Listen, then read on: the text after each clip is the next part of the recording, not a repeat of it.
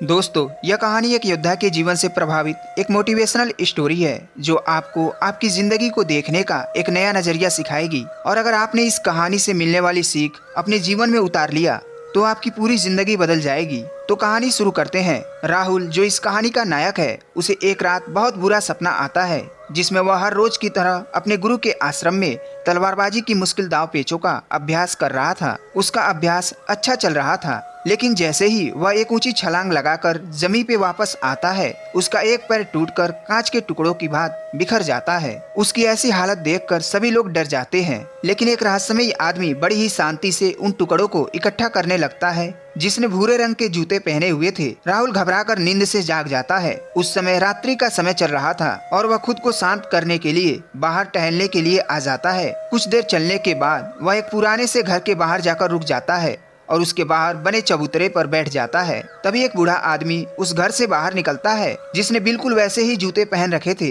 जैसे राहुल ने अपने सपने में देखे थे।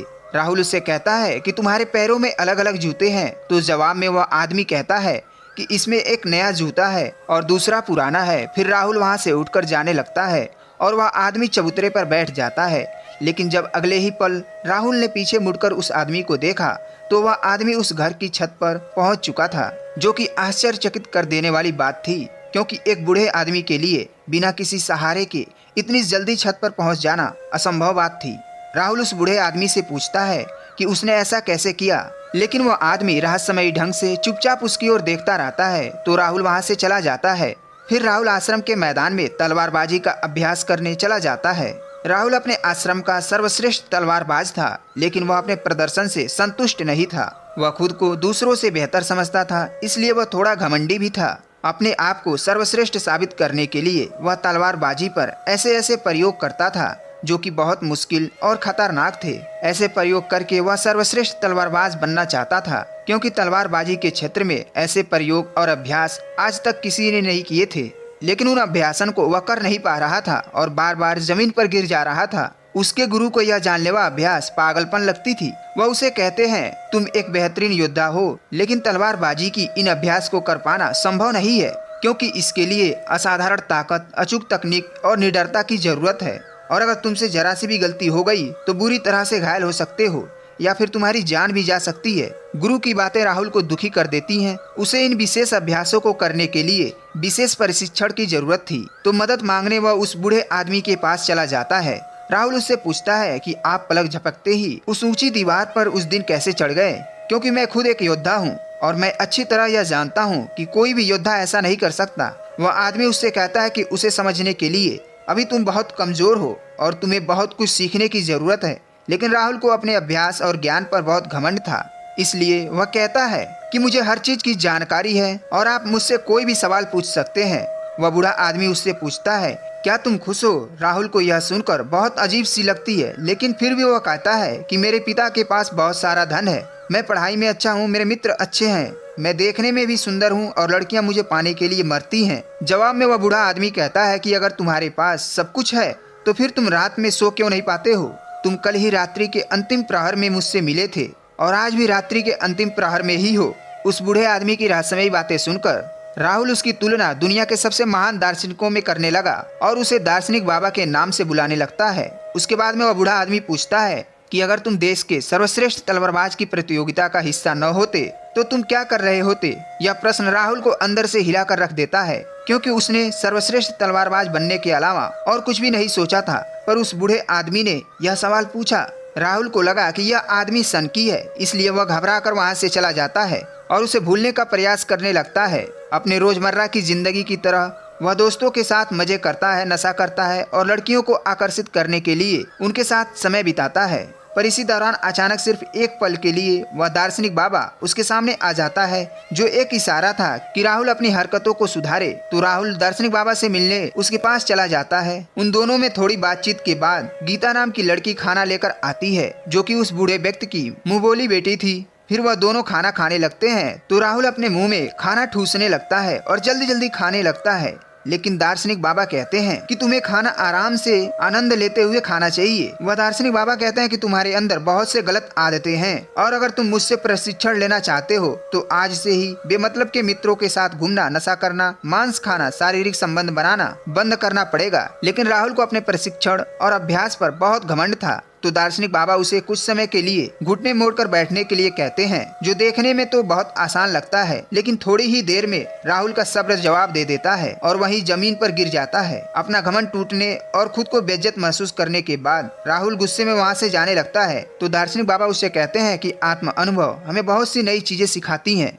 हमारे अंदर हर सवाल का जवाब है, इसलिए बाहर से सोचना बंद करो और अपने अंदर आत्म अनुभव से उनके जवाब ढूंढो। फिर तुम्हें पता चलेगा कि तुम रात को इसलिए नहीं सो पाते हो क्योंकि तुम अंदर से खाली हो और तुम्हें अपने खालीपन से डर लगता है। वह यह भी कहता है कि एक योद्धा के लिए शरीर और दिमाग दोनों पर नियंत्रण होना बेहद जरूरी है और वह राहुल को एक योद्धा की तरह प्रशिक्षित करने लगते हैं। अगले दिन राहुल अपने आश्रम के अभ्यास मैदान में जाता है तो उसे पता चलता है कि उसके मित्र जयचंद के हाथों में अभ्यास के दौरान गहरी चोट आ गई है और अब जयचंद देश की सबसे बड़ी प्रतियोगिता में हिस्सा नहीं ले पाएगा। इस बात से जयचंद को प्रशिक्षित करने वाला शिक्षक बहुत परेशान था क्योंकि जयचंद तीरंदाजी में सबसे सर्वश्रेष्ठ योद्धा था। रात में राहुल फिर दार्शनिक बाबा से मिलने जाता है। उस समय दार्शनिक बाबा बैलगाड़ी के पहियों को सुधार रहे थे। वह राहुल से एक लोहे के टुकड़ा मांगते हैं तो राहुल जानबूझकर उस लोहे के टुकड़े को बाबा की तरफ जोर से फेंकता है, लेकिन बाबा बिना उसकी ओर देखे बड़ी आसानी से लोहे के टुकड़े को अपने हाथों में पकड़ लेते हैं। राहुल दोबारा से ऐसा करता है, लेकिन दार्शनिक बाबा फिर उसे बिना देखे पकड़ लेते हैं। दार्शनिक बाबा उससे कहते हैं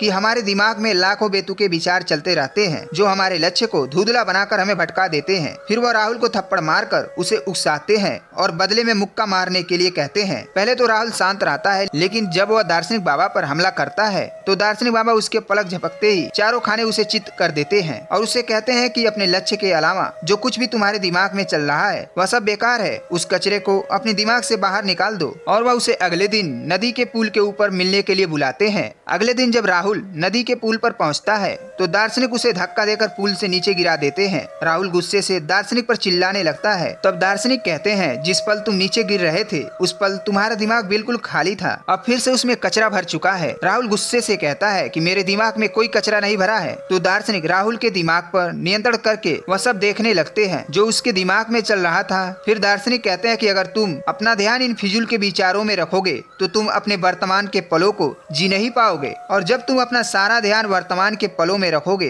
तब तुम्हें पता चलेगा कि तुम क्या कर सकते हो और कितने अच्छे से कर सकते हो। जयचंद को चोट लगने के बाद तीरंदाजी सिखाने वाला शिक्षक सभी छात्रों की परीक्षा ले रहा था। इस दौरान राहुल दार्शनिक के सिखाए तरीके से अपने ज्ञान को एकाग्र करने में सफल हो जाता है और वह पूरी एकाग्रता के साथ तीरंदाजी का बेहतरीन प्रदर्शन करके दिखाता है, जो कि शायद जयचंद से भी बेहतर था। सभी लोग राहुल के ऐसे प्रदर्शन को देखकर हैरान रह जाते हैं। फिर उस रात राहुल दार्शनिक को पूरी बात बताता है। वह खुश था, उसे अपने प्रदर्शन पर नाज था क्योंकि दूसरे खिलाड़ी योद्धा उससे जलने लगे थे, लेकिन दार्शनिक को उसकी बातों में कोई दिलचस्पी नहीं थी। वह कहता है कि तुम अभी भी अतीत में जी रहे हो और तुम्हें अपने प्रदर्शन पर घमंड भी है, इसका मतलब अभी तुम कुछ नहीं सीखे हो। इतना कहकर वह उसे घर जाने के लिए कहते हैं और आज रात उसे कुछ सिखाने से मना कर देते हैं। लेकिन यह कुछ अजीब होता है।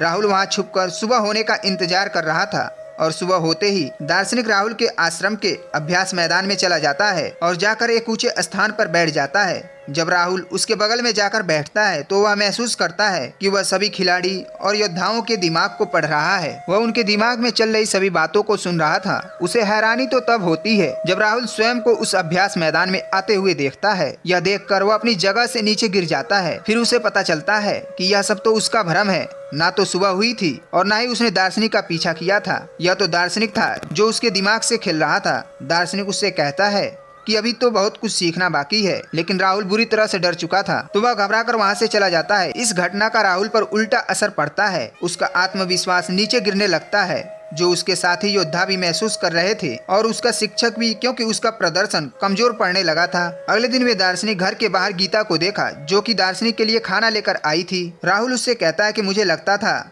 कि दार्शनिक की सहायता से मैं एक बेहतरीन योद्धा बन सकता हूँ, लेकिन मेरे साथ बिल्कुल उल्टा हो रहा है। फिर दार्शनिक राहुल से वह सारे काम करवाता है जो आज से पहले उसने कभी नहीं किए थे, जैसे कि कचरा साफ करना, गंदगी साफ करना, कपड़े धोना, लोगों की मदद करना, घूमना और गप्पे मारना बंद, नशा करना बंद, शारीरिक संबंध बनाना बंद। राहुल यह सब कर तो रहा था, लेकिन उसे यह सब बेमतलब का लग रहा था। उसका प्रदर्शन सुधरने की बजाय दिन प्रतिदिन खराब होता जा रहा था, क्योंकि वह दार्शनिक की शिक्षाओं को समझ नहीं पा रहा था। और एक दिन तंग आकर वह दार्शनिक से झगड़ने लगता है। वह कहता है कि गंदगी साफ करके मैं कौन सा योद्धा बन सकता हूँ, लेकिन दार्शनिक कहता है कि मैं तुम्हें ध्यान करना सिखा रहा था और इससे तुम्हारा घमंड और बुरी आदतें कम हो जाएंगी। लेकिन राहुल का गुस्सा बढ़ता ही जा रहा था। वह कहता है कि तुमने पहले भी मुझसे कहा था कि क्या मैं खुश हूँ, तो आज मैं तुमसे पूछता हूँ, क्या तुम इस खंडहर घर में खुश हो? असल में राहुल को लगता था कि दार्शनिक अपनी जिंदगी से हारा हुआ व्यक्ति है, जो अपनी जिंदगी में सफल नहीं हो पाया, और उसकी रहस्यमयी बातें सुनकर वह गलती से उसके चक्कर में फंस गया है। दार्शनिक उसे अपनी भावनाओं पर काबू करने के लिए कहता है, लेकिन राहुल तो उसकी एक भी सुनने को तैयार नहीं था और गुस्से में वह दार्शनिक से कहता है कि अपनी खुशी मैं खुद तलाश कर लूंगा, और अपना प्रशिक्षण छोड़कर वहां से चला जाता है।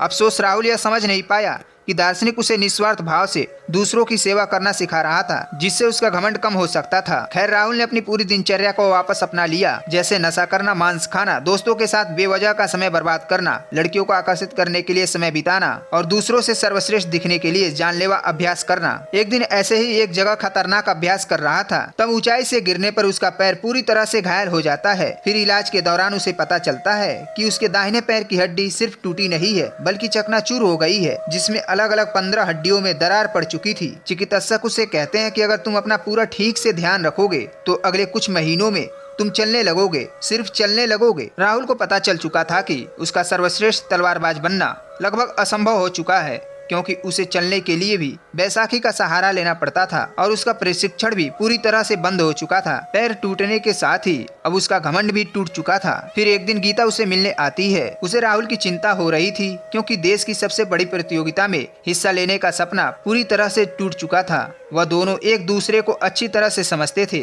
और एक दूसरे को पसंद भी करने लगे थे। राहुल अपने सपने को यूं ही टूटा हुआ नहीं देखना चाहता था, इसलिए वह अपने शिक्षक से मिलता है और कहता है, मैं अभी तो छोटी छोटी प्रतियोगिताओं में हिस्सा नहीं ले पाऊंगा, लेकिन 10 महीने बाद योद्धाओं के चुनाव की जो अंतिम प्रतियोगिता होगी, मैं उसमें जरूर हिस्सा लूंगा, जिसके लिए उसने प्रतियोगिता कराने वाले समिति को अपना आग्रह पत्र भेजा। लेकिन शिक्षक को उसकी हालत देखकर लगता था कि राहुल अब किसी भी प्रतियोगिता में हिस्सा नहीं ले पाएगा, क्योंकि उसकी पैर की हड्डियां टूटी हुई हैं और इसका प्रशिक्षण भी बंद हो चुका है। अपने सपने को टूटा हुआ देखकर राहुल गुस्से से भर जाता है और घर जाकर तोड़ फोड़ करने लगता है। यह दौर उसकी जिंदगी का सबसे मुश्किल दौर था। उसका सब कुछ बर्बाद हो चुका था। अब उसे जिंदा रहने का कोई मतलब नहीं था, इसलिए अपनी जिंदगी खत्म करने के लिए वह एक ऊंची इमारत पर चढ़ जाता है। इससे पहले कि वह नीचे कूद पाता, वहाँ कुछ अजीब होने लगता है। उसे एक इंसान नजर आता है जो कोई और नहीं बल्कि उसकी बुरी परछाई थी। वो परछाई उसके घमंड, उसके गुस्से, उसके डर, उसके संदेह और उसके अंदर चल रही उथल पुथल को दर्शाती है। वह कोई और नहीं बल्कि उसके अंदर का शैतान था। वह राहुल को नीचे कूदने के लिए उकसा रहा था। यहाँ राहुल यह समझ चुका था कि अगर वह अपने अंदर की सभी बुराइयों को खत्म कर देगा तो उसके अंदर शांति आ जाएगी। तभी वह शैतान नीचे गिरकर हमेशा के लिए खत्म हो जाता है। लेकिन यह सब तो उसका बस एक सपना था। वह शैतान तो अभी भी उसके अंदर ही था। उसने सपने के जरिए अपनी जिंदगी की सच्चाई देख रहा था। तो मदद मांगने वह दार्शनिक के पास चला जाता है। राहुल दार्शनिक के पास जाकर रोने लगता है। दार्शनिक उससे कहता है कि हर चीज का एक मकसद होता है। अब तुम्हें अपने सवालों के जवाब अपने अंदर से ही ढूंढने पड़ेंगे, और जब तक तुम्हें अपने अंदर से कोई खास जवाब नहीं मिल जाता, तब तक तुम उस पेड़ के नीचे बैठे रहो। राहुल पेड़ के नीचे बैठकर सोचने लगता है।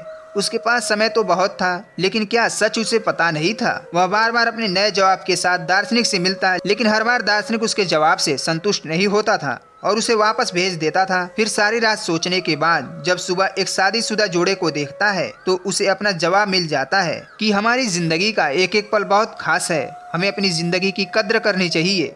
उसका यह जवाब सुनकर दार्शनिक खुश हो जाता है। राहुल को अपनी जिंदगी की कीमत पता चल चुकी थी। अब ऊंची इमारत से कूदने के विचार उसके दिमाग में नहीं आएंगे। दार्शनिक के साथ रहते हुए वह बहुत सी नई नई बातें सीखता, उसे अंदर से फिर से जीने की आशा करता और अपनी जिंदगी की फिर से शुरू करने के लिए उसे तैयार कर फिर एक दिन राहुल अपने मित्रों से मिलता है और अतीत में अपने बुरे व्यवहार के लिए उनसे क्षमा मांगता है। उसके मित्र उसका यह रूप देखकर हैरान हो जाते हैं। दार्शनिक के विचारों ने पूरी तरह से राहुल को बदल दिया था और एक दिन राहुल दार्शनिक से कहता है कि वह उसी की तरह लोगों की निस्वार्थ भाव से सेवा करने के लिए तैयार है, लेकिन दार्शनिक उसे उसकी तलवारबाजी का प्रशिक्षण फिर से शुरू करने के लिए कहता है। पर राहुल उससे सहमत नहीं था। वह कहता है कि मेरे पैर की हड्डियां टूट गई हैं, मैं नहीं कर सकता। दार्शनिक कहता है कि एक योद्धा कभी भी अपनी जीत या श्रेष्ठता की चिंता नहीं करता। उसे जो काम सबसे प्यारा और उचित काम हो वह करता रहता है, चाहे उसमें उसकी जान ही क्यों न चली जाए। फिर दार्शनिक उसे अभ्यास करने के लिए एक छोटे से मैदान में ले जाता है, जिस मैदान को दार्शनिक ने तब तैयार किया था जब राहुल घायल होकर बिस्तर पर पड़ा था।